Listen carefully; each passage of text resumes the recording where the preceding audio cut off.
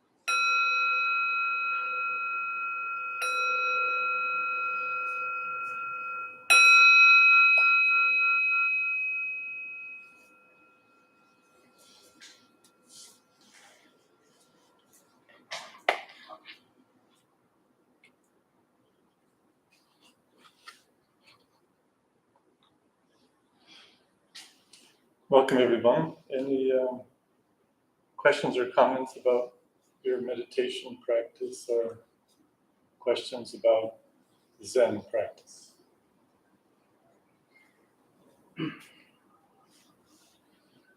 A problem with distracting thoughts, feelings, emotions, past memories, future plans, all just going on like one big wild party. Quite all right?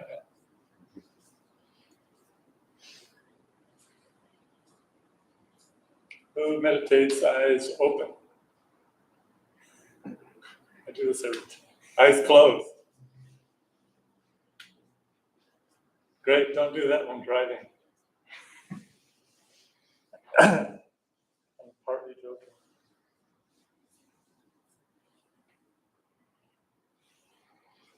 So experiment. It may seem surprising, but most Buddhist meditation is eyes open. Partly, like open, like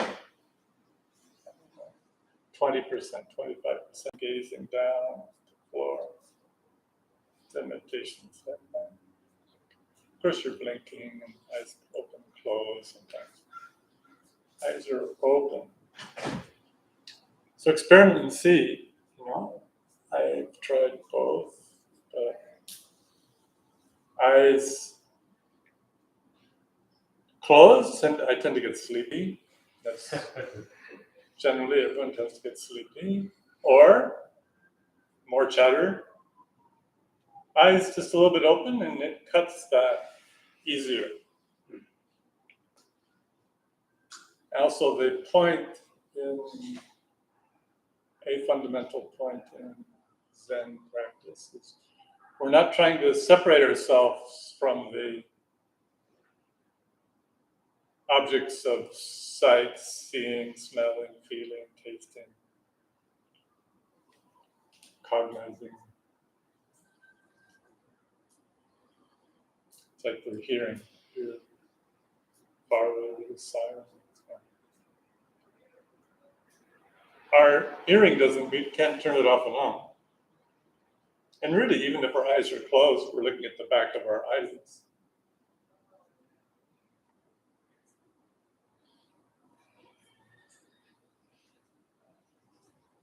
But these subtle little differences actually are some benefit in following these posture and eyes open. And when eyes are not, we habituate, like, let's see, there's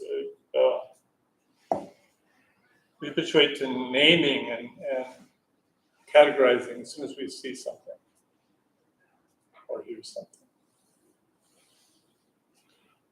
So we're really kind of a shift where we're gazing, we're not focusing. So if one were to hold one's hands out and wiggle your fingers, you would see them. You wouldn't have a narrow focus, you would have a broad focus, and then just gazing. Whatever would pass by, it's just what it is in the moment.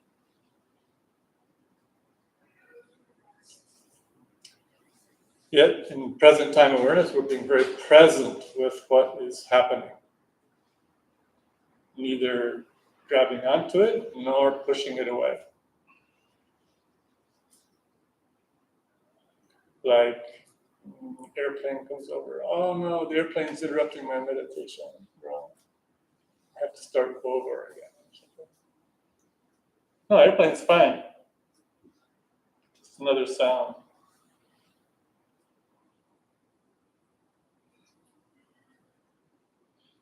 I'm not trying to escape to some perfect little place where we'll have the perfect meditation.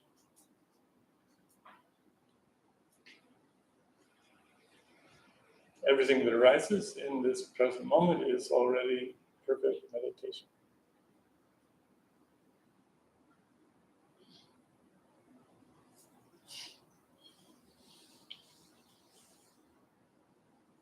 Any ideas, comments? Yeah. How do you stop from living in the past?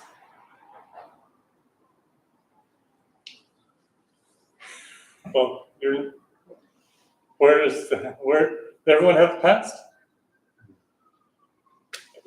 Everyone has a future? Of course, like, well, okay, but where is this past? Where is this future?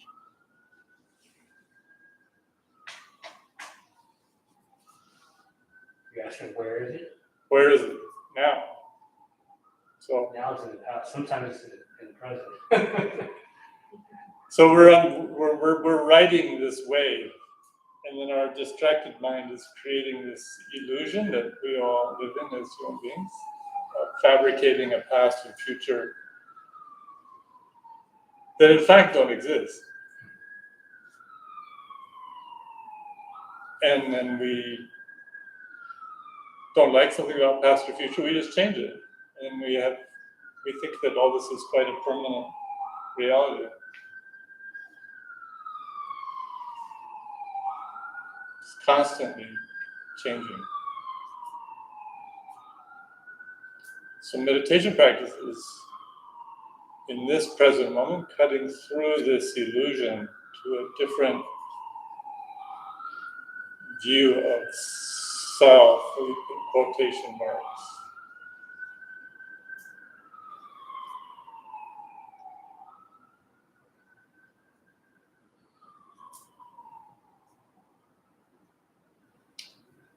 So gradually in meditation, as it develops, we a more fluid, porous, interdependent, interrelated sense of self becomes more clear, rather than a sense of self created by fabricating fixated thoughts about who I think I am or was or might be.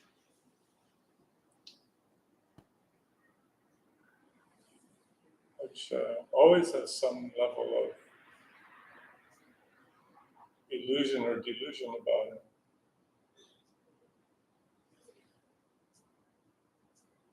So with perception, we're interested in that experience where this idea of a separate self and the objects of sensation or mental activity or anything are seeing this separate sense gets closer, not further away. Things become more interconnected. Seamless relationship between self and other is enhanced. Little moments of this non-dualism appear then within that view. So more beautiful sunsets, more wonderful flowers, and more, what could this be? Anything. Give rise to this larger presence of life.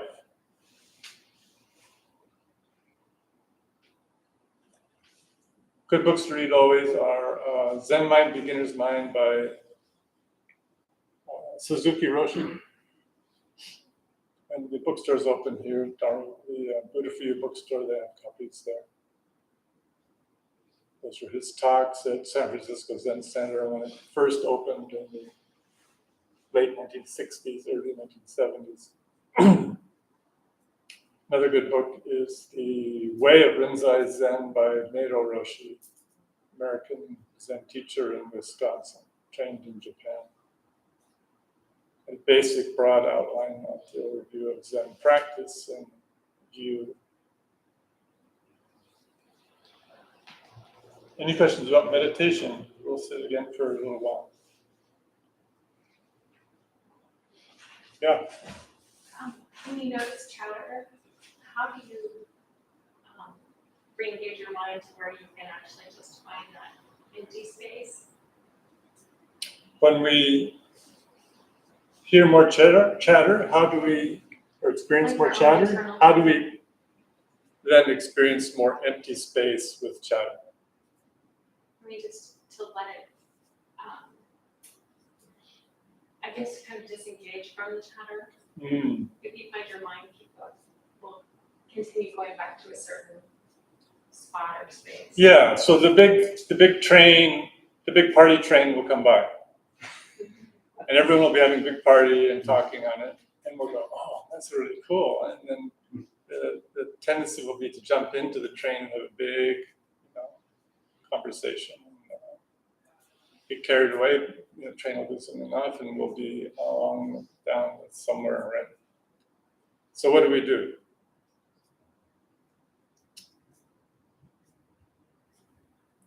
So here comes the train, right? So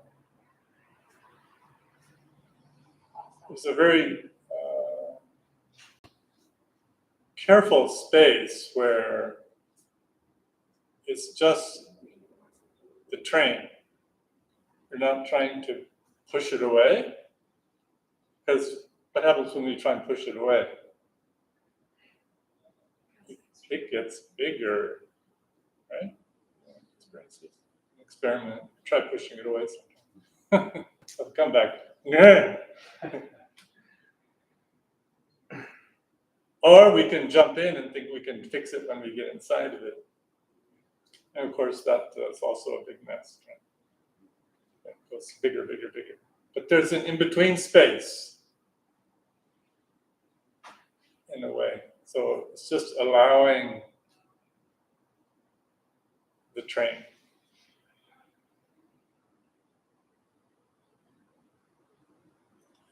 And you can allow the train by sticking to your breathing posture and awareness, eyes slightly open, maintain breathing. Train still comes, but it just goes, and it'll come back.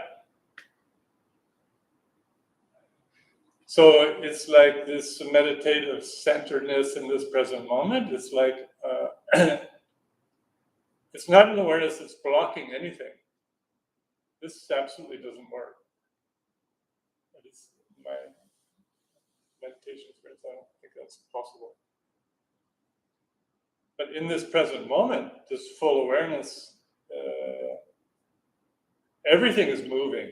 Everything is constantly changing. Everything is moving on to new states of condition. Everything is impermanent. So if we ride that wave, this tremendous sense of spaciousness comes.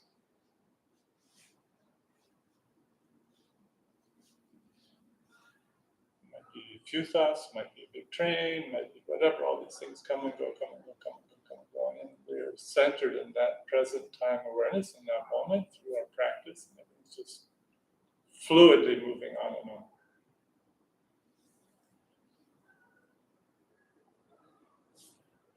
It's helpful, and like also in terms of daily practice. Just short 2 or 3 minute meditations throughout the day. Often we're such a busy time and culture. Oh, I don't have time to meditate. I don't have half an hour this morning or evening. You don't need half an hour. Just 2 minutes. Everyone has 2 minutes. It's easier if you have a space set aside, a cushion and somewhere in a room somewhere where you can just sit down, ring a bell or set a timer, 2 minutes, and activity. Or a really good exercise is also if one is going to go exercise or run or swim or something, bicycle, anything, then meditate 2 minutes before and 2 minutes at the end. It's quite interesting, quite a good practice. And then very quickly, the whole activity feels like and has the quality of meditation, which is the whole point. This practice isn't just to do this. This is so that we can engage in meditation in everything we're doing, in the same mode, same modality of awareness carrying into our daily activity. Any comment or question more? Anything? Is that helpful?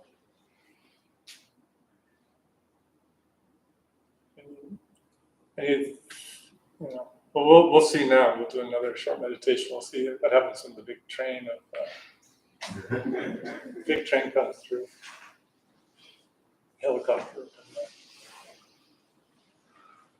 Yeah, so something comes. So literally, you can try, okay, completely inhale the whole thing. Feel your whole body, and then exhale. Maybe 2 or 3 times, if there's something really stormy, and then just settle in one's body and breathing again. It'll quickly dissolve in a sense, and then it'll, of course, come back. It's the weather pattern.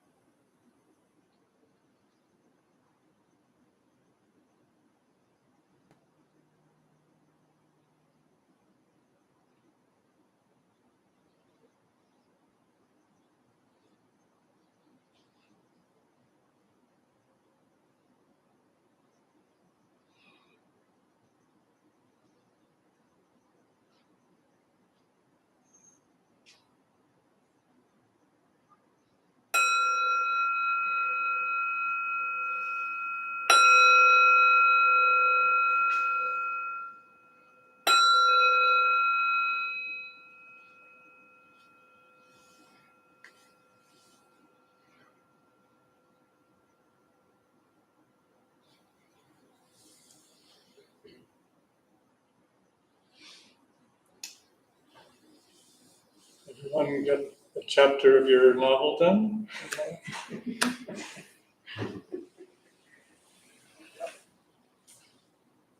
Any questions, comments?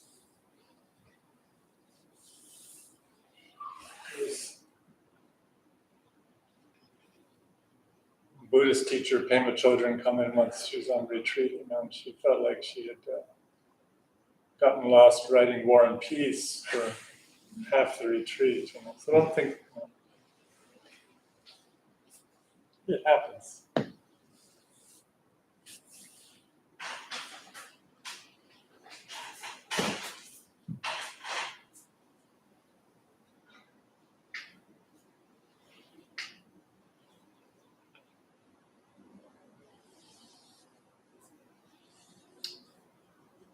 Usually in Zen practice, there'd be a 30, 40-minute meditation or something like that, depending on slightly different places, shorter or longer. And then there'll be a walking meditation in between for 5 minutes, 10 minutes. That repeats back and forth. Here at Dharma Bums, on the first Saturday of the month, there's a morning practice from 8 to noon. No, it's a little earlier, 8 to 11:30. Is that right? Yeah. So I encourage people to come to that. It's quite nice. Get a vacation from talking for 4 hours. And it's basic practice with some cleaning and time in between, I think, also. Work time.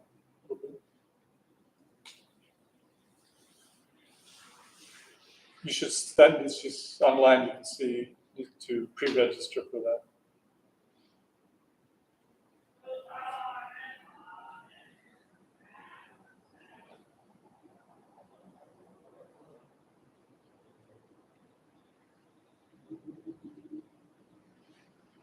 Any other questions?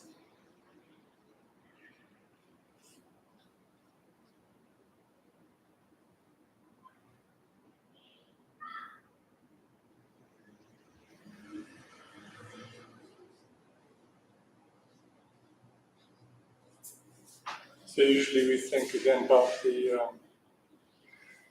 big party train, so in terms of, usually we think, okay, thinking or not thinking.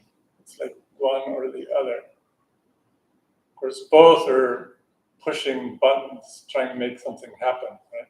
So there's this space that's neither. It's, there's this non-thinking, non-space, which is allowing things to arise and to dissolve as they wish. So this is a space for cultivating in meditation, kind of this broader space of allowing.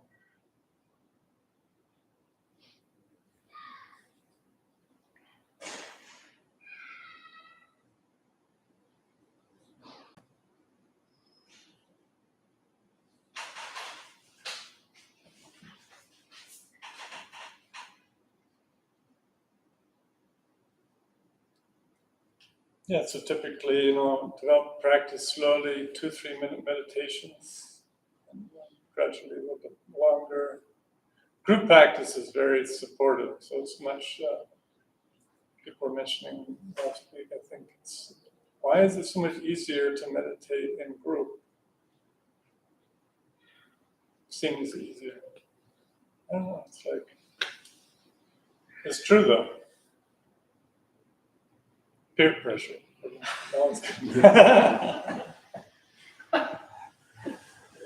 not. So joining in group practice helps support practice. Short meditations during the day.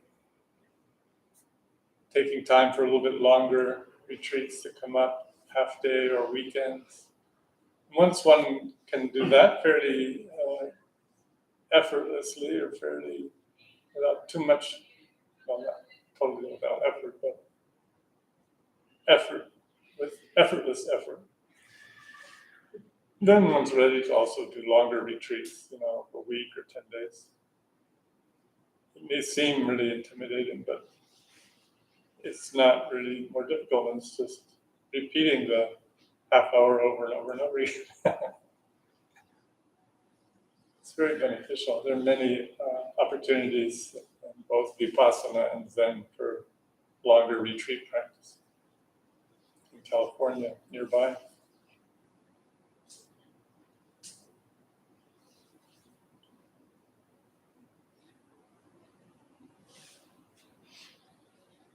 And again, in group, it's much, much better. One really has to have very solid practice to do a long, solitary retreat. It's difficult. It can be a little difficult. It's also good in group retreats because there's always a teacher one can, Zen retreats, one's interviewing teachers have an interview with students several times a day. Also in Vipassana retreats, they do interview at least once a day. So this helps keep one on track so one doesn't drift off into some strange idea of meditation.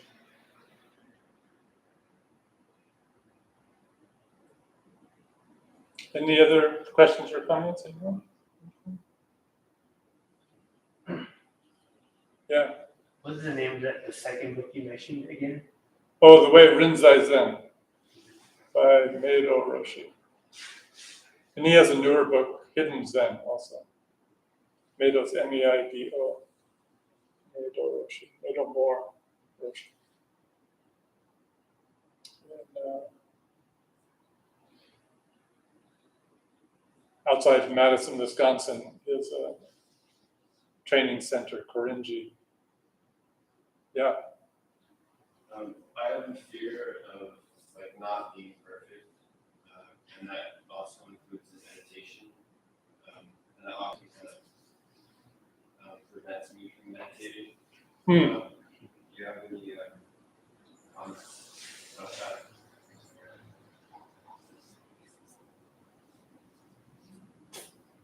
Well, meditation is the perfect practice for resolving fear of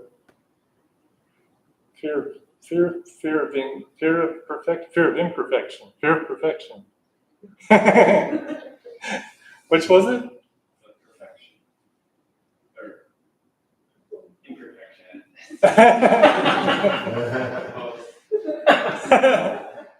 Great.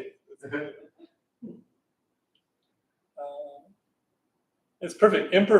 Meditation is all about embracing complete imperfection is perfect.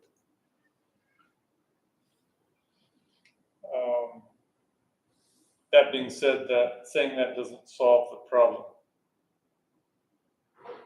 But it's very important view and attitude to meditation that there's no such thing as a bad, in quotes, meditation session.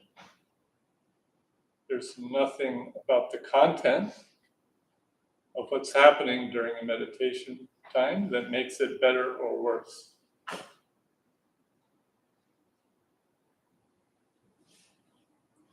The end of meditation, goes, oh, I feel so blissful, happy, everything's wonderful. It's such a good meditation. And another time, oh, this stuff came about, oh, it's such a terrible meditation, what did I do wrong? This is not the correct view of meditation. They're both exactly the same. There's nothing good or bad about it. It's the process, the engaging the method and the posture and the process is what happens within that is just do it again. Yeah. So you have to kind of set aside the perfect imperfect question carefully. Probably short meditations might work best in the beginning to do that. You have to slowly inch up on that. Does that help? I don't know. Is that perfect? But we all have that. Oh, we get attached to the results. We're a result-oriented culture and time. This is not going to be helpful with meditation.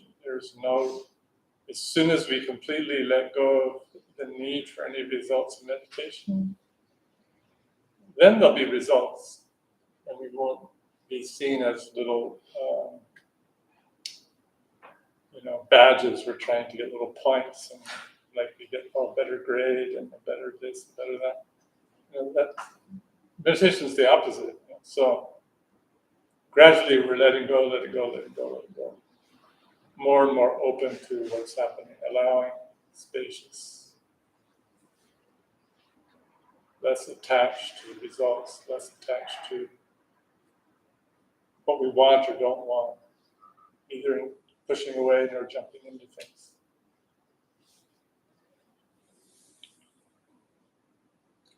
You have to just kind of slowly, 1, 2, 3 minute meditations, gradually get used to this.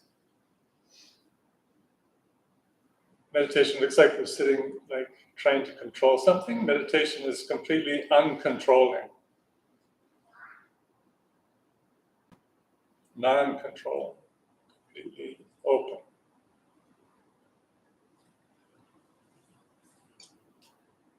Any other question or comment? Some more on that? Alma, I think you have a monster. Thank you. Thank you, everyone.